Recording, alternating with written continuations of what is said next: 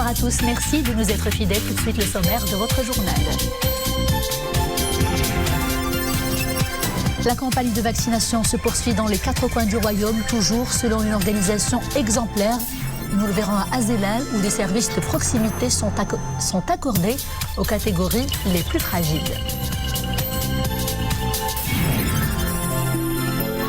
C'est parti pour la récolte de la betterave sucrière. Grâce à une saison généreusement pluvieuse, la moisson s'annonce prometteuse. Nous suivrons un reportage à Mchara Belkseri.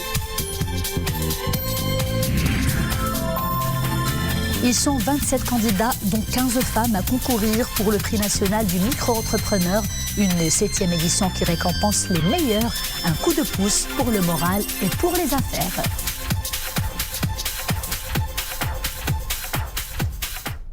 Prolongation de l'état d'urgence sanitaire sur l'ensemble du territoire national et cela jusqu'au 10 mai. Annonce faite pendant le conseil d'aujourd'hui à Rabat par visioconférence. Décision prise pour continuer à assurer l'efficacité des mesures et des dispositions prises pour gagner le combat contre le Covid-19.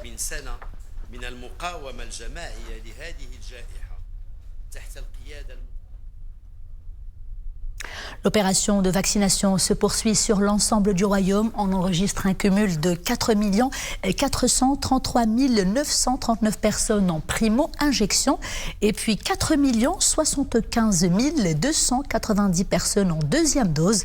Pour ce qui est de la situation épidémique, 635 nouveaux cas pendant ces dernières 24 heures, 6 décès malheureusement et un taux de létalité maintenu à 1,8%. Sachez que 564 guérisons ont été enregistrés. Pour ce qui est des cas actifs, eh bien, ils s'élèvent à 4 537. Les cas sévères ou critiques sont également en hausse avec 434 personnes, dont 55 personnes intubées pendant ces dernières 24 heures. Plus de 120 000, c'est le nombre de personnes jusqu'ici vaccinées contre le Covid-19 dans la province d'Azilal. Pour réussir ce grand défi sanitaire et logistique, une organisation exemplaire a été mise en place. En plus des points fixes de vaccination, des services de proximité sont accordés aux personnes vulnérables. Voyons cela dans ce reportage signé à Azilal. Omar Jleidi sur un commentaire de Misri El-Hamdaoui. Il n'y a pas de foule dans ce centre de santé urbain Al-Qasba à Azélal. À cette phase de l'opération de vaccination, seules quelques personnes reçoivent leur seconde dose. J'avais reçu la première dose du vaccin il y a quelques semaines et aujourd'hui on m'a administré la seconde. Tout s'est déroulé sans aucun problème. Je me sens bien. À ce jour, 1916 personnes ont pu recevoir la première dose au niveau de notre centre. Et à peu près 1836 autres se sont fait inoculer la seconde dose. Pour les personnes qui ne peuvent pas se déplacer pour des raisons de santé, une de nos équipes se rend chez elles pour leur administrer leurs produits. Une équipe de soignants se prépare pour aller au plus près d'une femme alitée, fragilisée par une maladie chronique. Le vaccin sera transporté jusqu'à son domicile, dans le respect des normes en vigueur. Presque 4 semaines d'abord, j'ai la première dose. 4 semaines après avoir administré la première dose à cette dame, nous sommes de retour pour lui inoculer la seconde dose. La première injection s'est bien déroulée et celle-ci n'a pour le moment montré aucun effet indésirable. Mais nous continuerons notre contrôle sanitaire. Si la vaccination permet de barrer la route au virus, la sensibilisation à la poursuite du respect des normes barrières intervient comme une piqûre de rappel au plus grand nombre d'habitants d'Azélal. En cette période, le variant britannique n'est pas loin d'ici. Il circule de plus en plus dans la région de Dar'a Tafilalt. En plus bref, sachez que la Chambre des conseillers tiendra demain, vendredi, une séance plénière consacrée à l'ouverture de la session d'avril de l'année législative 2020-2021. Investissement, malgré la crise sanitaire, l'année passée a enregistré le lancement d'importants investissements par le biais des centres régionaux d'investissement. C'est le cas notamment pour le CRI de Fez Meknès qui totalise plus de 130 dossiers, des dossiers qui représentent environ 5 milliards de dirhams. Nous vous proposons d'écouter tout de suite à ce propos Yassine Tazi, c'est le directeur général du CRI de Fez Meknès. Le nombre de créations d'entreprises au niveau de la région Fez Meknès à travers le guichet unique du CRI, donc qui a pu permettre de la création de plus de 3400 entreprises, et ce malgré le contexte Covid-19 et toutes les difficultés qui ont pu entraver la création d'entreprises. Ce sont également 134 dossiers d'investissement qui ont pu obtenir un avis favorable par la Commission régionale unifiée d'investissement et qui représentent un investissement projeté de 4,97 milliards de dirhams et la création de 11 635 emplois. Tout ceci avec des délais qui ont été raccourcis. Je rappelle que le délai moyen d'instruction de la Commission régionale unifiée d'investissement est de 24 jours, contre 130 jours en moyenne en 2019 au niveau national. Suite à la demande des professionnels des secteurs du tourisme et de la restauration, le délai exceptionnel de déclaration de leurs travailleurs pour le bénéfice de l'indemnité forfaitaire est reporté du 7 au 8 de ce mois-ci. Autrement dit, si vous opérez dans le domaine et que vous désirez vous également faire bénéficier votre personnel de l'indemnité en question, eh bien vous avez jusqu'à ce soir minuit pour les déclarer sur le site covid19.cnss.ma. Je répète, covid19.cnss.ma.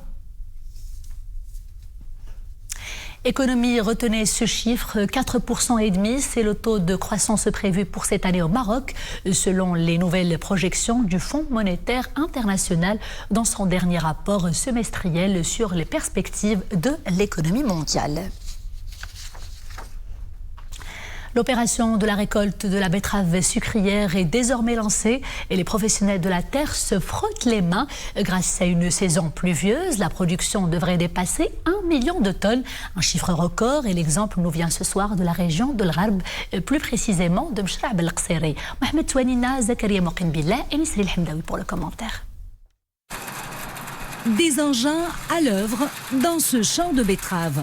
Une mécanisation de la récolte qui permet de récupérer les graines de betterave sans en altérer la qualité.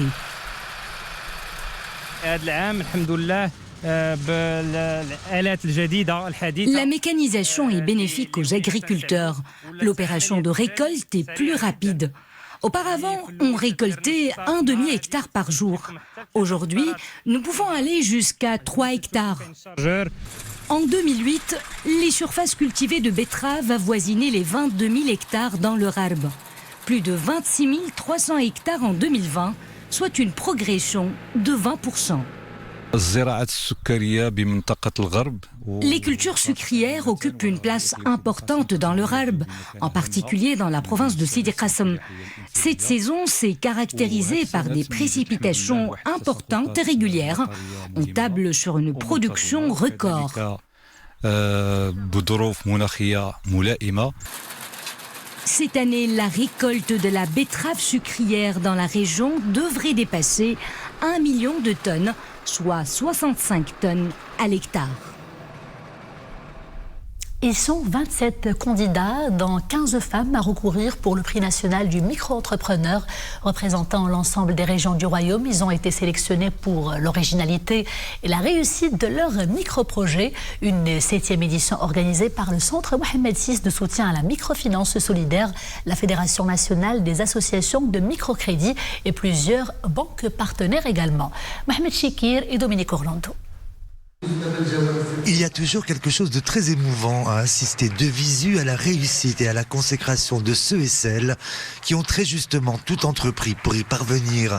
C'est le cas de tous les 27 lauréats de ce prix national du micro-entrepreneur. Ça se passe dans un temps très difficile, effectivement, on est en pleine pandémie et c'est à ce moment-là que les gens qui ont commencé quelque chose, et notamment les petites et très petites entreprises, ont besoin de soutien et de support.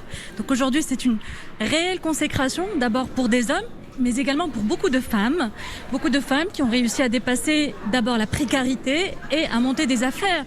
Ça veut dire que même dans leur contrée, là où ils vivent, elles sont capables aujourd'hui de pouvoir créer de l'emploi, générer des revenus pour leur famille et sortir de la misère. On a eu des cas, des success stories aujourd'hui qui sont hyper intéressants.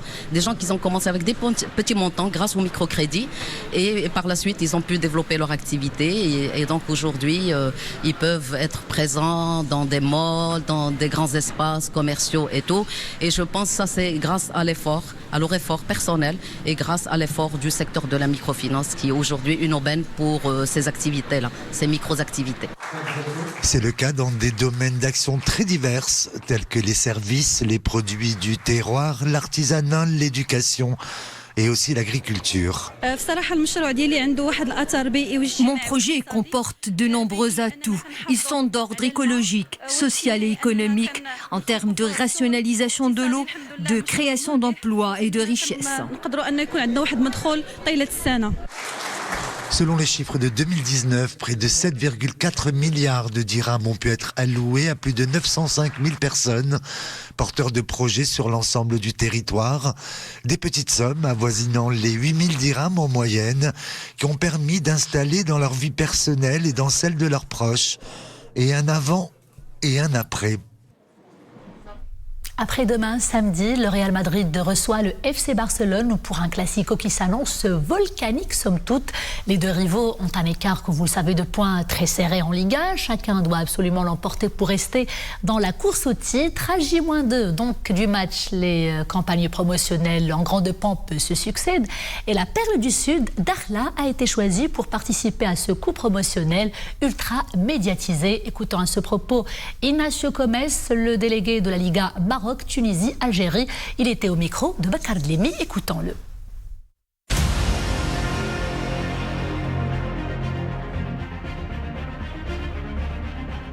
Pourquoi on a choisi Dakhla?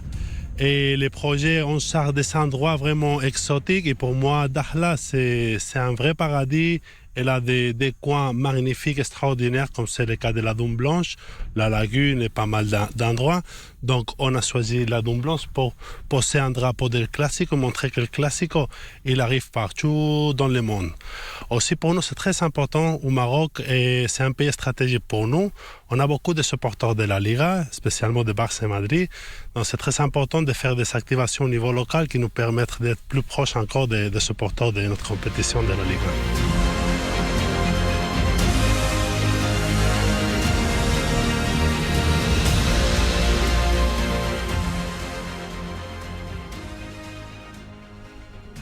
Un joli coup promotionnel effectivement pour le Classico, mais également pour la destination Dakhla.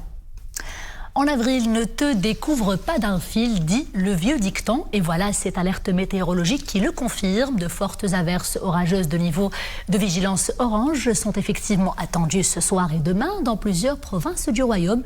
Selon la direction de la météorologie nationale, cela concerne les provinces d'El Hoceïmach, Fchaouen, Ifrane, Khnefras, Fro, Taounet, Taza, Fez, Bni Mellel, Boulmen et Midelt.